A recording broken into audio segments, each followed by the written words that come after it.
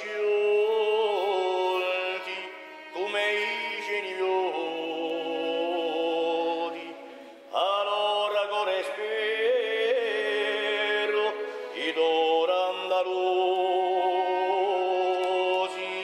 e chi canto per te sola a mesa oggi ti mando di rama in l'orta vogliolino soltanto finestra in l'orta vogliolino soltanto finestra. Je suis heureux de vous accueillir dans cette galerie Jules Salle que vous connaissez tous. Ici, il est simplement de dire à l'artiste le plaisir qu'on a de la recevoir. Alors, nous avons la joie de vous compter parmi nous et de vous compter parmi les enseignants de qualité de cette ville, puisque vous faites bénéficier notre belle jeunesse de votre sens de la pédagogie. Bien. Alors, je vais, parce que vous êtes une amie de Madame Corinne Ponce-Casanova, qui est avec nous au conseil municipal, qui est corse aussi. Mesdames, Messieurs, chers amis, chère Julie, les premiers mots qui me viennent à l'esprit sont « ça y est, le grand soir est là », celui tant attendu de ce vernissage, cette belle exposition qui va se dévoiler au public ni-moi. Et pourtant, je ne peux être là ce soir et cela me rend triste. Je suppose qu'elle ne noie pas son chagrin dans le thé, mais plutôt dans le whisky. Je lui souhaite. Triste de ne pouvoir vivre avec vous ce voyage en suspension que nous offre Julie Canarelli. Céto, la mer intérieure de Céto, la douceur de son climat, les marées rouges, sanguinaires, des barques de pêcheurs qui croisent des méthaniers, espérons qu'elles ne les croisent pas de trop près d'ailleurs, que de beauté, que de contradictions, que de lieux impermanents. Ces paysages d'estampes, cette expérience sensorielle, ou même les maisons de pêcheurs, se transforment en œuvres d'art, bref, un lieu à la croisée des routes et des temps qui évoque la voix de la Corse, de notre Corse, Julie. Dans un moment où nous ressentons que tout ce qui est vrai, tangible est remis en cause, le rôle de l'art et la sensibilité de l'artiste dans ce qu'il nous propose d'éternel et de temporel est une source permanente de bonheur. Je veux à cet instant saluer l'artiste dont l'œuvre nous touche, alors que vont résonner les polyphonies corses. Je remercie la collectivité territoriale corse pour sa participation, le groupe I Campagnoli qui va vous émouvoir et Marie Ferranti pour sa lecture. Je remercie enfin Julie Canarelli pour son talent. Bonsoir, je voulais vous dire que j'ai réalisé ces images sur la mer de Seto, qui est la mer intérieure du Japon, dans le sud du Japon, entre 2013 et 2014. En bas des images, vous avez des haïkus d'un poète, un grand poète japonais qui s'appelle Bazo, qui est un des plus grands poètes japonais, qui était un poète ermite, qui a passé sa vie en ermite, poète du XVIIe siècle. Après, je tiens à remercier, dans l'ordre où ça déroulé les choses, la ville de Nîmes, Madame Corinne Ponce-Casanova, Monsieur Daniel Jean Valade, aussi Monsieur Philippe Craig et tout le service technique de la Galerie Jules Salle qui m'a aidé à monter cette exposition. Et puis l'atelier à Arles de Song Lili qui a réalisé les tirages et avec lequel j'ai travaillé pour que ce lieu, cette galerie soit un peu un lieu magique parce que c'est pas facile d'exposer dans ce lieu. Et donc c'est avec lui qu'on a eu l'idée de faire des kakémonos et de faire ces labyrinthes d'images. Et puis je remercie Marie Ferranti d'avoir accepté de venir. Donc j'avais discuté avec elle et on avait envie que ce soit une soirée où il y ait plusieurs arts qui soient mélangés. Et le groupe I Campagnoli que j'ai rencontré cet été. Et donc je suis vachement heureuse qu'il soit là. Merci. Merci. Merci.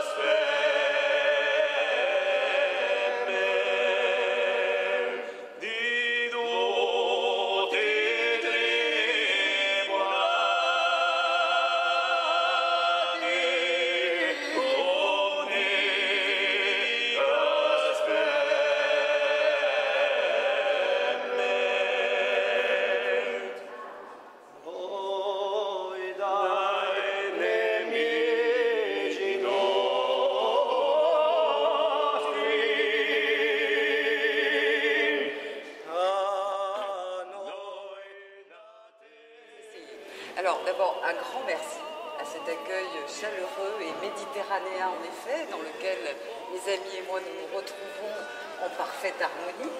Je voulais donc vous présenter mes amis qui sont les Campagnols, Guy Calvé, Louis Crispi, Didier Coinc, Isabelle Janel, qui joue du violon et qui les accompagne. Nous sommes très heureux de nous retrouver ici pour parler des insularités de la mer. Donc j'espère que nous allons passer un bon moment ensemble. Je n'ai pas la voix, comme vous pouvez le constater, de monsieur l'adjoint à la culture, et donc je prendrai un micro pour faire une lecture tout à l'heure. Mesdames et messieurs, j'ai donc l'honneur et le plaisir de faire ce soir la lecture d'un texte que j'ai écrit tout exprès pour cette exposition, dont je connaissais les images de Julie, mais je n'avais pas encore vu ces images tirées sur ce magnifique papier. Je n'avais pas encore vu la scénographie qui avait été établie ici, et je dois dire que je trouve que c'est une belle réussite. Ce texte s'intitule « Seto ». Seto, c'est la mer du Japon. Seto, l'autre mer intérieure. En réalité, Igampagnol et moi accompagnons ces images. Igampagnol est un groupe de polyphonie corse et je suis écrivain, mais ça vous le savez déjà. Cette juxtaposition pourrait tenir pour vous à de l'exotisme. Il me faudra donc tenter d'éclaircir ce compagnonnage artistique qui nous vaut le plaisir d'être parmi vous ce soir. Je ne déteste pas le dépaysement. Ce n'est pas le fait des insulaires seulement, mais je crois de tous les artistes. Plonger au fond de l'inconnu pour y trouver du nouveau, tel était déjà au XIXe siècle le vœu de Baudelaire. Mais il nous faut être plus précis.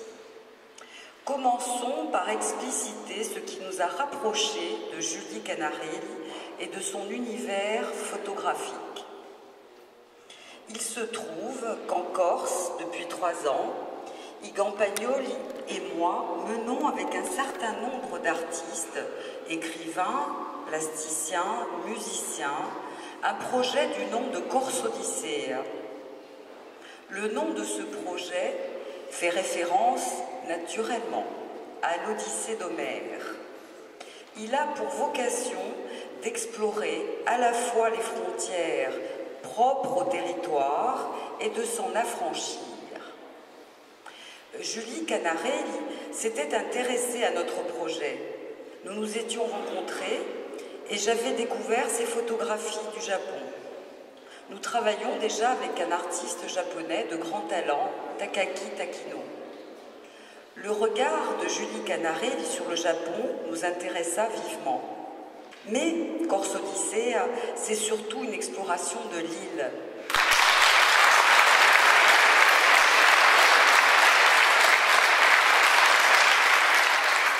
Je vous souhaite un heureux moment et je vais dire à nos amis de la Ligue contre le racisme et l'antisémitisme combien aussi ici, par les photos, par les cris, par la voix et les instruments, eh bien ce combat de la culture doit gagner, toujours.